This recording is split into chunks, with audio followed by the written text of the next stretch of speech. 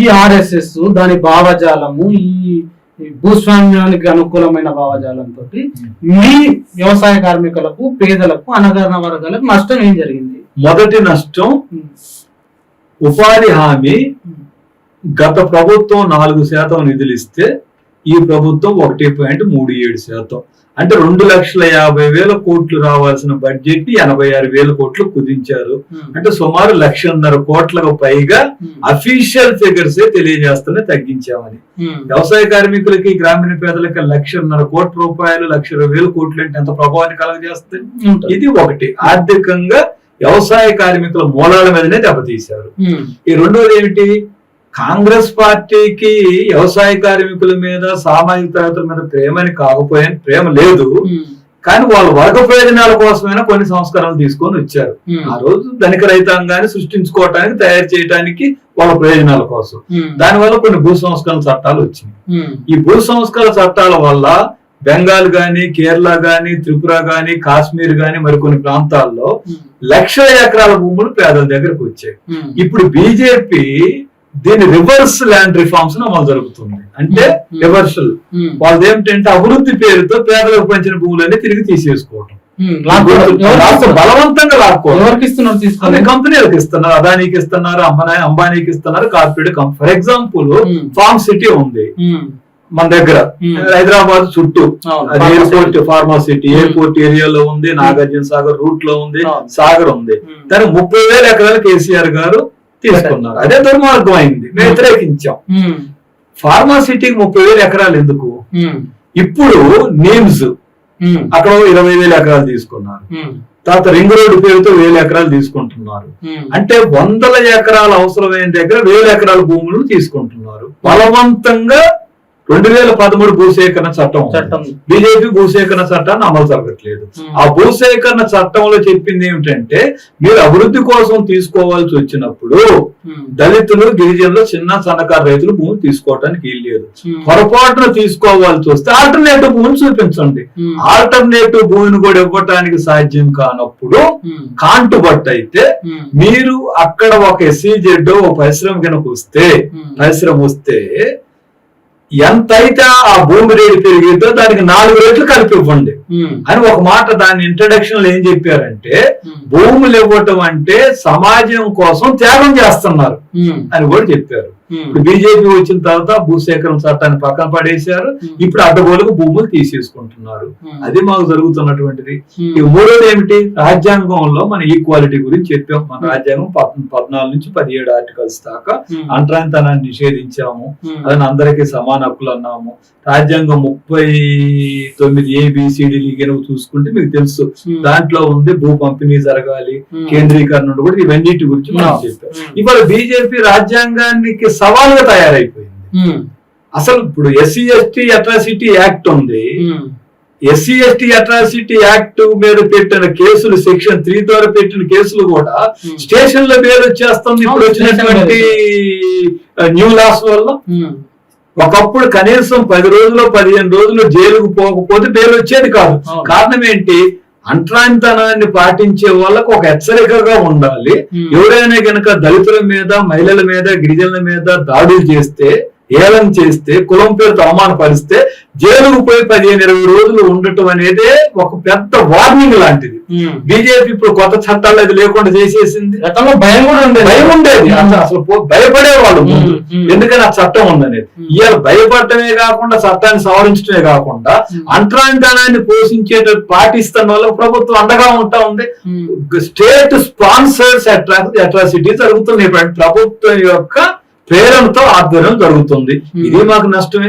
రాజ్యాంగం బలహీనపడటం, చట్టం లేకుండా కావటం, భూములు పోవటం, ఉపాధి లేకుండా చేయటం, ప్రజా పంపిణీ వస్తుంది. మనం చాలా గొప్పగా నరేంద్ర మోడీ గారికి, వారికి ఇప్పుడు ఆయనకే బిరుదులు ఇచ్చుకుంటుంటారు. ఇప్పుడు ట్రంప్ గారు తనకు తన ఎట్లయితే శాంతి దూత అని అనుకుంటుంటారో, ఇజ్రాయెల్ ను ఉసుకొలుపుతారు. పాకిస్తాన్ నాశనం చేశారు, ఇరాన్ మీద అటాక్ చేశారు. నా అంత శాంతి కాముగివురు అంటున్నారు ఇప్పుడు. ఆయనకు నోబెల్ బహుమతి కావాలంట. ఆయనకి ఇవ్వడం ఆయనకు ఆయన అనుకుంటున్నాడు. ఆయనకు ఆయనట్లో ఆయన బిగ్ బ్రదర్ ఒక ఆయన ఉన్నాడు ఇప్పుడు మన ఇండియాలో, నరేంద్ర మోడీ గారు. ఆయనకు ఆయన యశో గురువు అనుకుంటారు. ఇప్పుడు యశో గురువు గారు చెప్పేది ఏమిటంటే ప్రపంచానికి అందరికీ మేము ఆహారాన్ని పెడుతున్నాము, ఎందుకంటే మేము 33 కోట్ల మెట్రిక్ టన్నుల ఆహార ధాన్యం పండిస్తున్నాం.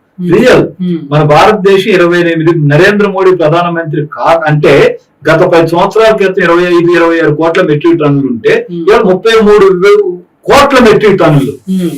థర్డ్ లార్జెస్ట్ కంట్రీ వరల్డ్ లో. అమెరికా తర్వాత, రష్యా తర్వాత మన చైనా కాదు.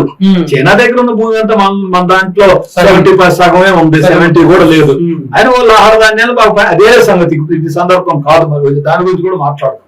ఇంత ఆహార ధాన్యాలు మనం పండిస్తున్నప్పుడు ఫర్ క్యాపిటల్ పెరగాలి కదా, సగటు ఆహార ధాన్యాలు లభ్యత పెరగాలి కదా, ఆకలి చావులు తగ్గాలి, వలసలు తగ్గాలి. కానీ విచిత్రం ఏంటి, ఇంతకు ముందు మనం చర్చించుకున్నట్టు రైతుల కంటే వ్యవసాయ కార్మికులు, గ్రామీణ పేదల ఆత్మహత్యలు పెరుగుతున్నాయంటే ఇవాళ పేదలకు ఇవ్వాల్సిన ఆహార ధాన్యాలని ఎక్స్పోర్ట్ చేస్తున్నారు, ఇతర వాటికి వినియోగిస్తా ఉన్నారు. ఏమి గోడవంలో కుళ్ళిపోయే బదులు 5 కేజీలు ఇస్తే 10 కేజీలు ఇవ్వడానికి ఏంటి మోడీ గారికి వచ్చినటువంటి కుళ్ళిపోతున్న వాసన మనం చూస్తున్నాం. అసలు ఇప్పుడు మనకి సెంట్రల్ గవర్నమెంట్ లాస్ట్ బడ్జెట్ చూస్తే మోడీ గారు ఈ ప్రభుత్వమే 4 సంవత్సరాల క్రితం 2,85,000 కోట్లు ఆహార భద్రతకి అన్న యోజన పథకాన్ని కేటాయించారు. ఇప్పుడు పెరగాలి కదా, బడ్జెట్ పెరుగుతుంది. అప్పుడు కేటాయించినప్పుడు 40 లక్షల కోట్లు, ఇప్పుడు 50 లక్షల కోట్లు అయింది కదా. 270 కనీసం 3.5 అవ్వాలి కదా. కానీ తేడా చూస్తే ఇప్పుడు ఈ బడ్జెట్ లో 2 లక్షల కోట్లు తగ్గించి, అంటే 80,000 కోట్లు బడ్జెట్ సైజ్ పెరుగుతున్న అన్న యోజన కంటే ప్రజా పంపిణీ వ్యవస్థకి ఫుడ్ సెక్యూరిటీ తగ్గించేశారు. దీంతో కలుగుతుంది ఏంటి, రైతుల దగ్గర ధాన్యం కొనుగోలుకి ఇబ్బంది అవుతుంది. ధాన్యం కొనుగోలు చేసేది ప్రజా పంపిణీ వ్యవస్థ ముఖ్యమైంది, అది పడిపోయింది. వాళ్ళ ఆహార ధాన్యాల లభ్యత పేదలకు అందుబాటులో ఉండకుండా అయిపోతా ఉంది. మనం అడిగేది ఏమిటి, పోషకాహారం గనక అందజేయగలిగితే మనం 70% ఇప్పుడు వస్తున్నటువంటి జబ్బులు నివారించడానికి అవకాశం ఉంది అని అందరూ అంగీకరిస్తుంది. పోషకాహారం అంటే బియ్యమే కాదు కదా, 12 రకాల కూరగాయలు, దినుసులు, తర్వాత ప్రోటీన్ ఫుడ్, నాన్ వెజ్, ఇవన్నీ మనం అంటున్నాం కదా. మరి కేరళలో 12 రకాల వస్తువులు ప్రజా పంపిణీ వస్తువులు ఇవ్వగలిగినప్పుడు మోడీ గారికి ఏంటి వచ్చిన ఇబ్బంది? అసలు ఈ ప్రభుత్వం యొక్క క్లాస్ క్యారెక్టరే ఇలా ధోరణి ఏమిటనంటే గ్రామీణ ధనిక వర్గానికి గ్రామీణ పేదలంతా అణిగిమణిగి ఉండాలి. అంటే ఎన్నికలప్పుడు మేము డబ్బులు ఇస్తే తీసుకోవాలి, మిగిలిన కాలం అంతా కూడా గ్రామీణ ధనిక వర్గం యొక్క చెప్పు చేతల్లో నియంత్రణలో ఉండాలి. ఇక్కడ నా ప్రశ్న ఇది అగ్రం. ఇప్పుడు నా ప్రశ్న ఏంటంటే, మీరు చెప్పిన దాని ప్రకారం అంటే కొద్ది మంది చేతిలో అణిగిమణి ప్రజలు ఉండటానికి పేదరికాన్ని, నిరుద్యోగాన్ని, ఈ ఆకలిని పెంచి పోషిస్తుందా? పెంచి పోషిస్తుంది. అందుకే మీరు చూస్తే దుర్మార్గంగా ఉంటుందా ప్రభుత్వం? ఉంటుందని మోడీ గారు తెలియదు. ఇప్పుడు మనం మోడీ గారు ప్రభుత్వాలంటే మన కాన్స్టిట్యూషన్ లో చెప్పింది ఏమిటి, ప్రభుత్వం అంటే ఏమిటి అని నిర్వచనం అంబేద్కర్ గారి నాయకత్వంలో రాసిన రాజ్యాంగంలో చెప్పారు. ప్రియాంబులు మన ప్రియాంబుల్లో కూడా మనం చెప్పుకున్నాము. ఇన్ని చెప్పిన తర్వాత అసలు మోడీ గారు అనేటటువంటి ఇది ఒక ప్రభుత్వం. ఇవాళ మనకి రేపు 25వ తారీఖు భారతదేశంలో ఇందిరాగాంధీ గారు ఎమర్జెన్సీ పెట్టినటువంటి చీకటి రోజులు, 50 సంవత్సరాలు. ఈ 50 సంవత్సరాల క్రితం పెట్టినటువంటి ఎమర్జెన్సీ అంత దుర్మార్గమైంది. ఎంతమంది జైలుకి వెళ్ళారు, ఎన్ని రకాలు హింసించారు.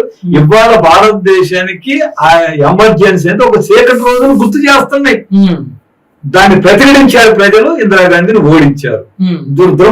అసలు ఇక దాని గురించి అబ్సల్యూట్ అదంతా రాజ్యాంగేతరంగా పనిచేసింది, దుర్మార్గాలు చేసింది 50 సంవత్సరాల క్రితం. మనం చిన్నపిల్లలు, మేము అప్పుడే పుట్టాం, ఇలాంటి వాళ్ళు పుట్టలేదు కూడా. కానీ ఆ రోజు ఎమర్జెన్సీని అనుభవించినటువంటి వాళ్ళు చాలా మంది ఉన్నారు కదా ఇక్కడ. వారికి జ్ఞాపకాలు ఉన్నాయి, అవన్నీ ఇప్పుడు జరుగుతున్నాయి. రేపు 25న దేశవ్యాప్తంగా ఎమర్జెన్సీ వ్యతిరేక దినంగా పాటిస్తూ ఇప్పుడు ఎలా ఉందని ప్రజలకు చెప్పాలి అని ఒక క్యాంపెయిన్ వామపక్షాలు మా లాంటి సంఘాలన్నీ తీసుకొని స్వతంత్రంగా తర్వాత యునైటెడ్ చేస్తాం.